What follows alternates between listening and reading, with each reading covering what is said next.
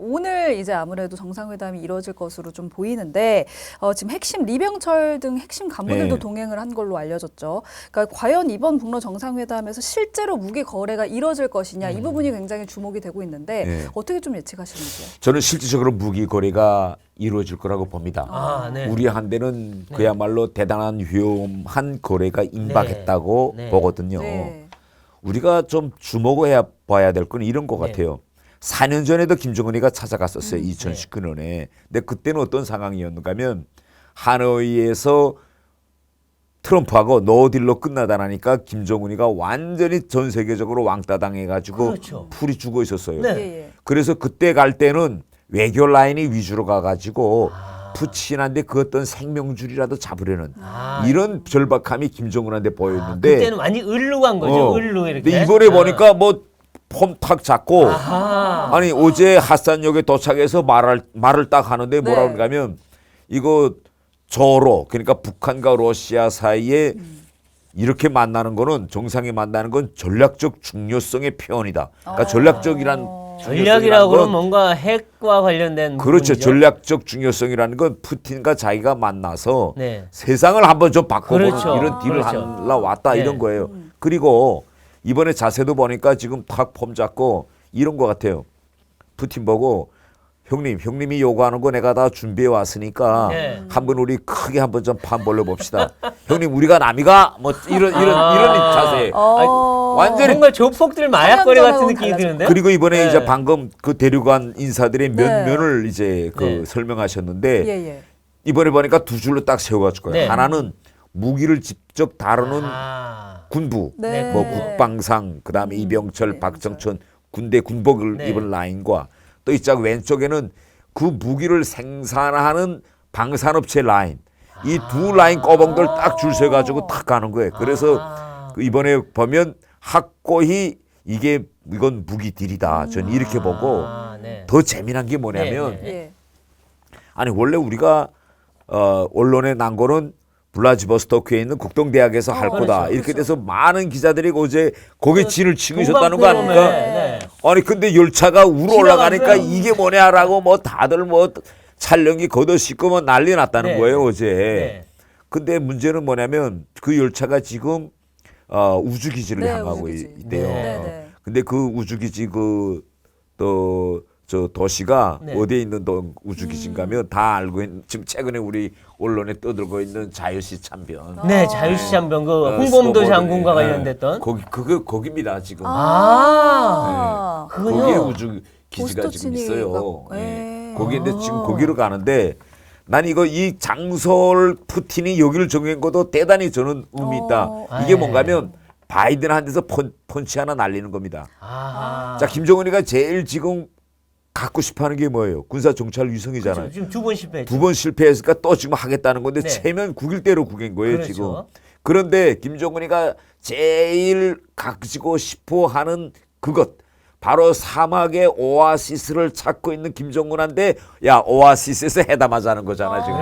그렇죠. 우글해서. 아하. 그래서 바이든이 다 보는 데서 이번에 우주기지에서 만날 거야. 그리고 네. 또 두 번째로 또 미국에 이번에 뭐 대북 제재 이거 풀어주는 문제도 한번 좀 더해볼까. 그러니까요, 지금. 그러니 지금 제일 발끈하는 게 누구냐? 미국입니다. 아, 네, 그렇죠. 원래 우리가 발끈해야 되는데 그러니까요. 우리는 약간 한 걸음 뒤로 물러서 있고 미국이 매일 경고 지금 메시지 날리는 대북 거예요. 제재가 무너지고 NPT가 무너지고 잘못하면 네. 그런 거 아니에요? 그런 지금? 겁니다. 예. 그래서 미국이 지금 푸틴에게 네. 진짜 이번에 빅딜 하면 이거 가만 큰일 안 난다. 있다. 진짜 네. 가만 안 있겠다. 그래도 이때까지 약간 러시아와 푸틴의 체면을 네. 좀 봐줬는데 네. 네. 이번에 이런 큰 딜을 하면 좌시하지 않겠다. 어. 이런 경고성 메시지를 미국이 지금 계속 내보내고 그렇죠. 있어요. 미국이 정말 러시아가 저렇게 막 가면 우리도 우크라이나에 뭘 줄 수도 있다. 그거죠. 그럼 전세 완전히 뒤집힌다. 네. 이렇게 뭐 또 갈 수도 있겠죠. 그렇죠. 이게 원래 우크라이나의 전쟁을 일으키려고 했을 때 네. 작년도 2월 달에 푸틴이 이제 무력을 우크라이나 국경 쪽으로 몰고 오지 않았습니까? 네. 그때 미국이 경고를 날렸어요. 그렇죠. 몇 월 며칠 날 침공한다 얘기 다 했어요. 네. 그리고 전쟁이 일어나면 푸틴이 1년 배견하지 못한다. 네. 경제 제재 다 가면 너 끝나. 네. 그럼에도 불구하고 푸틴이 일으켰어요. 그렇죠. 근데 미국이 실제 준비했던 대로 제재를 다 안 했습니다. 네, 네. 왜 안 했냐면 하자고 보니까 미국도 취를 하고 그렇죠. 서방도 취를 하는 게 왜 그렇죠. 에너지, 에너지. 식량, 군용 맞아요. 뭐 다 엮여 있으니까 그래서 그렇게 강한 제재를 안 했고 예. 우크라이나에 무기는 좀 주었지만 네. 주면서도 항상 거기다가 미국이 꼬리표를 달았어요. 네. 야 젤렌스키 이 무기는 러시아 공격용으로 쓰면 안 된다. 아. 본토에 절대 날리지 마라. 아하. 이건 방어용으로 써. 아하. 이렇게 항상 꼬리표를 붙여서 줬어요. 네. 그런데 이번에 푸틴이 김정은에게 네. 정말 한간에서 지금 떠돌고 있는 것처럼 위성 네. 기술, ICBM ICBM. 고체 연료 네. 뭐 이런 거. 그다음에 얼마 전에 핵 공격 잠수함 진수하지 않았습니까? 네. 예, 예. 그러면 더 나아가서 핵 추진 추진 잠수함 잠수함. 기술 뭐 이런 거 주면 네. 그러면 미국과 러시아가 손잡고 지금까지 유지되어 왔던 NPT 시스템 이게 무너집니다. 네. 그러니까 미국이 이거 가만히 있을 수가 없는 거예요. 그렇죠. 그렇죠, 네. 그렇죠. 근데 우리나라 입장에서도 아, 정말로 네.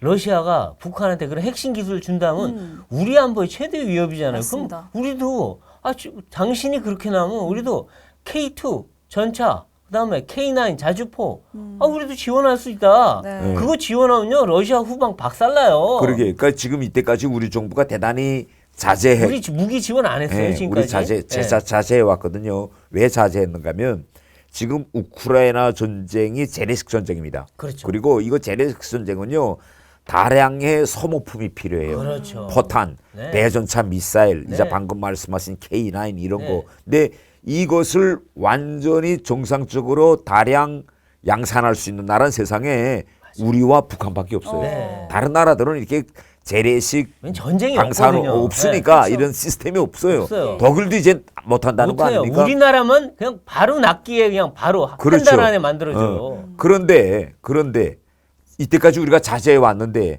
아니 저 정도로 북한을 도와줘서 우리 영내 안보 지형을 완전히 뒤바꾼다. 그럼 네. 우리도 가만히 있을 수 없는 거죠. 그렇죠. 강하게 러시아에게 저는 경고구를 알려한다고 생각합니다. 그렇죠, 그렇죠. 예. 예. 근데 이제 별수가 많은데 네. 지금 재밌는 게 김정은이 그 많고 많은 수단 중에 꼭 그 시속 60km짜리 그 열차를 타고 맞습니다. 러시아를 지금도 연해주를 가고 있어요. 네. 근데 사람들이 왜 이걸 타고 갈까? 아무리 방탄 열차라지만 그렇죠.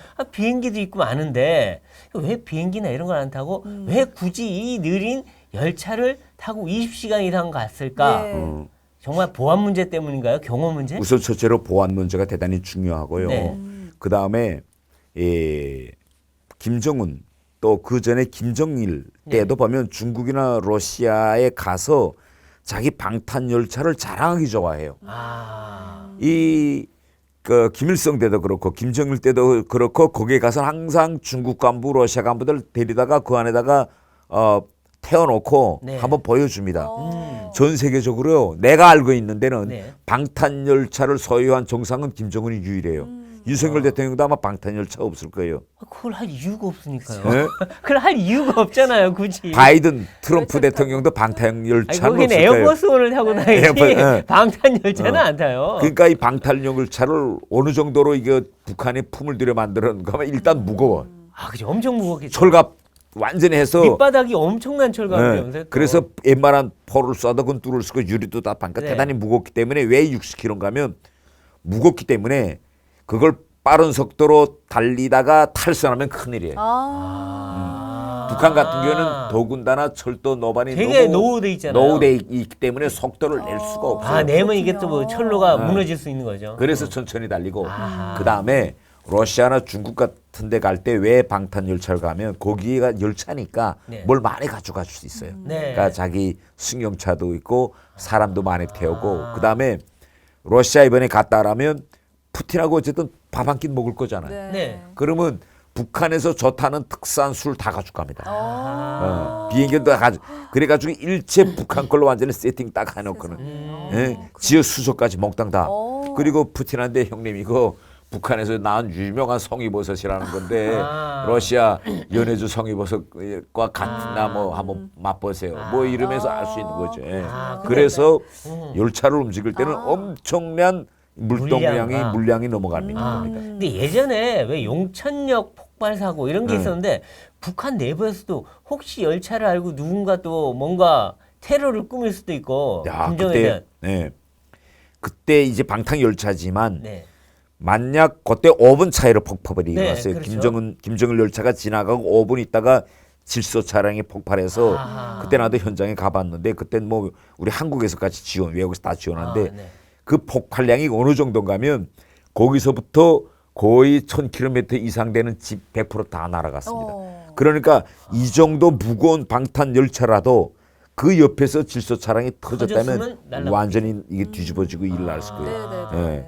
물론 그걸 뚫고 들어갔긴지 모르겠지만 열차가 그 정도 폭발 압에는 뒤집어졌을 거예요. 아, 그렇죠. 그렇군요. 근데 네. 이번에 보니까 이 비행기 안 타는 게 얼마 전에 프리고진이 네. 타던 비행기가 결국 추락했잖아요. 네. 그게 이제 결국 러시아가 한 짓이 아니냐 뭐 이런 얘기 나왔는데 네. 그런 불안감도 있는 건가요? 그런 불안감도 좀 있을 수 있어요. 최근에 김정은이가 등극했을 때는 네. 국내에서도 비행기를 좀 탔어요. 자기 네, 맞아요. 1호기, 탔어요. 3매 1호기라는 걸. 중국 갈 때도 타고 그랬어요. 근데 최근에는 비행기를 안 타더라고요. 안 타요. 그래서 자기가 가지고 있는 이 참매 1호, 이거 우리로 말하면 1호기죠. 네. 이것도 대단히 노후됐다는 걸 김정은이가 알은 것 같아요. 그래서 열차하고 다른 하나는 그 열차에 업무 공간이 있는데 네. 이 업무 공간이 위성하고 다 연결되어 있기 때문에 어. 거기서 북한을 떠나왔어도 그 열차를 가지고 가면 실시간으로 북한을 들여다보고 업무하고 아마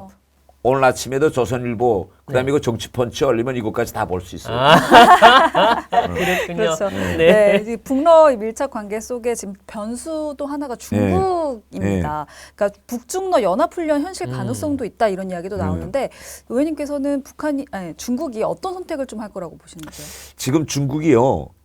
대단히 지금 중국이 지금 이 전략적 카드를 어떻게 쓸 것인가 지금 약간 머뭇거리고 있어요. 네. 왜냐하면 일단 지금 중국의 경제 형편이 좋지 않아요. 그렇죠. 중국의 외교적인 운신의 폭이 대단히 좁아졌습니다. 네, 그러니까 그래요. 시진핑이 빨리 경제로 이 위기에서 탈출하려면 어차피 미국이나 우리 한국, 일본과 같은 이 서방 진영과 대립각을 세우면 안 됩니다. 지금 중국으로서는. 경제적으로 어려워서 부동산발 경제 위기가 그렇죠. 있어서. 지금 그 말도 안 해요. 그래서 이번에 지금 북한과 관련된 것도 보세요. 지난 7.27 정전협정 체결을 행사도 이게 원래 북한과 중국 행사인데 네. 러시아에서는 국방상이 왔는데 중국에서는 아주 그러니까요. 전인대 부위원장 좀 굽이 낮은 사람 네. 가서 조용히 하고 네. 지금 왔고 네. 이번 얼마 전 구구절 북한에서 그 소위 국경절 이 행사에도 부총리급이 좀 가고 네. 약간 지금 톤을 조절하고 있잖아요. 네. 그런데 얼마 전 윤석열 대통령이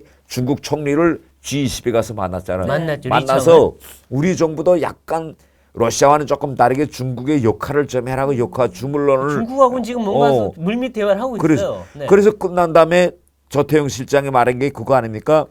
시진핑 주석의 방한도 이거 기대해 볼 수 있다. 기대해 볼 수 있다. 이 정도로 지금 들어가 있는 거예요. 네. 그래서 지금 러시아는 지금 우크라이나에서 자기네가 전쟁을 하고 있는 당사자니까 네. 어떻게 하면 동북아에서 그 무엇은 충격적인 걸 만들어내서 미국과 서방의 시선을 분산시키려고 하는데 네. 지금 중국은 야 이거 푸틴 하자는 대로 하는 게 우리한테 잘못 걸려 비길까 들어갔다가. 시길까 네. 이걸 지금 전략적으로 고민하고 있는 거예요. 아, 네. 그렇군요. 네. 근데 이제 요번에 네. 이 그 김정은이 이제 그 러시아 가기 전에 재밌었던 게 네. 이번에 이 북한 내부 행사를 하는데 이전에는 딸 김주혜가 예, 뒷줄에 앉았는데 예. 옆에 이제는 앉았죠. 리설주 자리에 딱 앉아서 네. 뭔가 후계자 같은 느낌을 자꾸 준단 저도 말이에요. 완전히 그런 느낌 받아요. 완전히 왜냐하면 달라졌어요 지금. 지금까지는 김주혜가 아버지를 따라다닐 그러니까 때 그냥- 어떤 모습을 네. 김정은이가 연출했는가 하면 딸과 아주 다정한 아버지 그렇죠. 또 그거예요. 아버지를 사랑하는 딸 뭐 네. 그래가지고 뭐 행사장에 가면 딸이 뭐 아빠한테 귓속말하고 그러니까요. 얼굴 네. 이렇게 뻗치고 뭐 그리고 뒷줄에 있었어요, 주로. 예. 이런 모습이었는데 최근에는 완전히 후계자처럼 옆에 어, 앉았고. 옆에 앉고 네. 딱 서 있는 것도 이렇게 똑바로 딱 서 있고 그 그런데 최고 간부가 박정천이 와서 막 무릎 꿇고. 무릎 꿇고 네. 인사하고. 근데 더 재미난 건 어떤 모습인가 하면 그전에는 김주혜가 자기 아빠 따라다니면서 좋고 밝은 얼굴이었는데 그렇죠. 얼마 전에 해군 사령부 갔을 때 네. 보니까 2시간 이상 그 땡볕에 서 있으니까 애가 막 지치고 힘들어하는 기색이 막 얼굴에 보여. 네. 그럼에도 불구하고 아빠한테 아이고 나 들어갈 거야 이런 말을 못하고. 못하죠. 그러니까 왜냐면 야 이거 똑바로 서 있어라. 이거 그렇죠. 사진 카트 잘 나와야 된다. 이런 강압적인 그러니까 애도 막 힘들어하는 거. 이건 후계구도 수업이 아니고 저는 이렇게 글쎄 말이에요. 근데 김정은의 아들이 있었다고 계속 그동안에 보도는 됐는데 맞습니다. 그 아들은 도대체 어디로 갔고 아 어떻게 된 저는 거냐? 북한에 있을 때 네. 김정은한테 아들이 있다는 얘기를 일단 뭘 뜯어봤고 네. 그다음에 설사 아들이 있다고 해도 네. 과연 뭐 일부에서 주장하는 것처럼 김주의 오빠일까?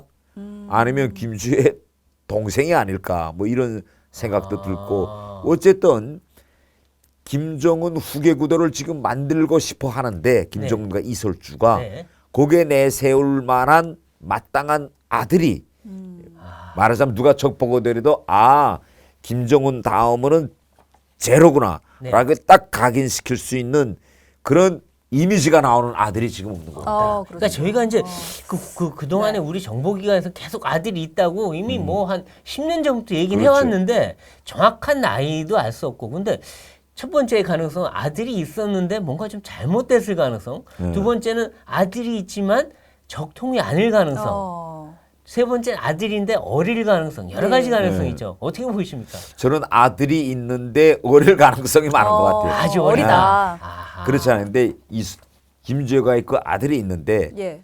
그래도 나이 좀 있는 김주혜가 나서는 게 낫지. 그보다 더 작은 뭐 애하면 뭐 그 요만한 9살 애가 요만한 나오면- 애 나가지고 폼 잡고 이러고 그 앞에서 장성이 머리 꿇고 뭐 이렇게 한다는 거. 그래도 김주혜는 일정한 정도 키가 좀 커요, 키도 지금. 있고 많이 네, 컸어요 많이 또 그 사이에. 컸더라고요. 거기에 하이힐까지 신기면 네. 그야말로 뭐 어머니랑 정상체격이나 비슷해요, 이제. 나오잖아 이제는. 네. 근데 아들한테다 하이힐 시켜서 내보낼 수는 없잖아.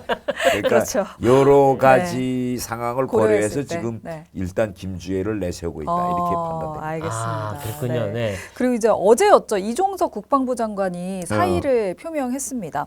아무래도 국방부 포함해서 문체부, 여가부 등 소폭 개각이 좀 진행이 될 것으로 보이는데 이번 개각 좀 어떻게 보고 계십니까? 저는 일단 이거 민주당이 갑자기 탄핵 소추안을 발의했어요. 그렇죠. 그런데 우리가 이상민 장관 때도 네. 보지 않았어요. 탄핵 소추안을 발의하면요. 해임시키고 싶어도 해임도 못하고 새 장관도 임명도 임명 안 못해요. 내고 네. 이 기각될 때까지 헌재에서 기각될 완전히 때까지 거의 식물이에요, 있는 식물. 거죠. 6개월이가 그러면 수장이 없는 없어요. 공백 상태가 됩니다. 그런데 다른 장관은 그래도 좀 괜찮은 뭐 네. 차관이 대신할 네. 수도 있겠죠. 그런데 우리나라는 결국은 이 분단 상황이고 지금 안보 장관이. 상황이 얼마나 긴박하게 네. 돌아갑니까? 그런데 국방장관이 국방장관을 완전히 손발을 묶겠다고 네. 이렇게 탄핵 소추안 한다. 아마 그래서 이정섭 그 장관이 이거 어떻게 하나 안보 공백이 생기는 건 막아야 되겠다라고 예. 해서 사의 저는 표명을 한 것으로 보이고 아마 오늘쯤에 개각 발표가 네. 나온다는 글쎄요, 보도가 그럴 있는데 가능성이 있는데. 오늘 아니면 내일 중으로 저는 개각이 저는 임박했다 이렇게 저는 보고 그렇군요. 있습니다. 네. 네. 근데 지금 민주당이 걸핏하면 탄핵하고 걸핏하면 해임건의안 내고 또 걸핏하면 국정조사에 특검에 특검. 아니 도대체 이건 뭐 이 당은 맨날 이런 것만 하다 결국 발목 잡기만 하다 끝나는 거 아니냐는 생각이 들어요. 저는 우리 정당의 목적은 네. 결국은 자기 정책 과제를 내세우고 그걸 실현하며 그걸 실현하기 위해서 선거를 통해서 집권하는 것이 아니겠습니까? 네. 그런데 지금 민주당의 하는 모든 행태를 보면요. 정치의 목적이 탄핵 같아요. 그러니까 한번 탄핵해서 재미 보니까 네. 걸핏하면 탄핵, 걸핏하면 탄핵. 어느 정도냐. 이번에 대정부 질의했거든요. 네. 예. 근데 대정부 질의 첫날 첫 질의에서 네. 민주당 30의원이 네. 대통령 탄핵을 탄핵. 거들었어요. 네. 그래서 제가 들어가서 국회 역대 기록을 봤는데 네. 뭐 도중에 탄핵이란 말을 했는데 대정부 질의 첫날 첫 질의 운을 네. 대통령 탄핵으로 뗀 이런 대정부 질의는 처음이에요. 그러니까 이제는 이 머리에 탄핵이 완전히 너무 인이 박혀서 저도 모르는 사이에 탄핵 정당이 돼가고 있는 거죠. 네, 그렇군요. 김철중의 이러면 낫는다. 이러면 낫는다. 이러면 낫는다. 이러면 낫는다.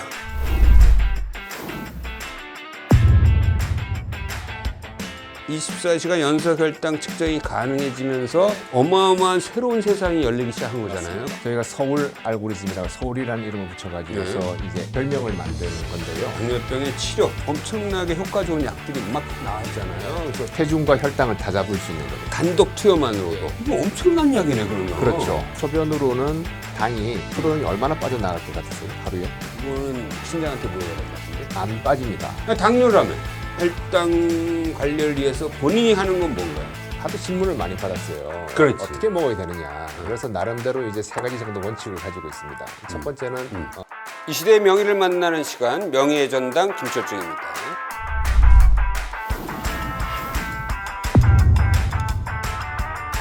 스텐트 시술이 수십만 건이 이루어지고 있는데 이걸 국내에서 최초로 하신 거죠. 뉴잉글랜드 저널 오브 메디신 애니제임이라는 그 학술지가 우리나라 의사 중에 처음으로 애니제임을 쓴 거 아닙니까? 바뀌는 거예요, 그때부터. 한국에서 이루어진 연구 논문이 전 세계 표준을 바꾼 거네요. 중심이 됐죠. 생각보다 훌륭한 사람인 거. VIP 환자들도 많이 바뀌었어요. 누구 보면 금방 아실 뿐이었죠, 그때는. 다른 병원에 입원해 있다가 몰래 와서 저쪽 병원에서 난리가 났을 텐데 병원을 한 일주일 정도 못 나왔어요. 못 나왔죠. 심장병 환자들한테 해주고 싶은 말은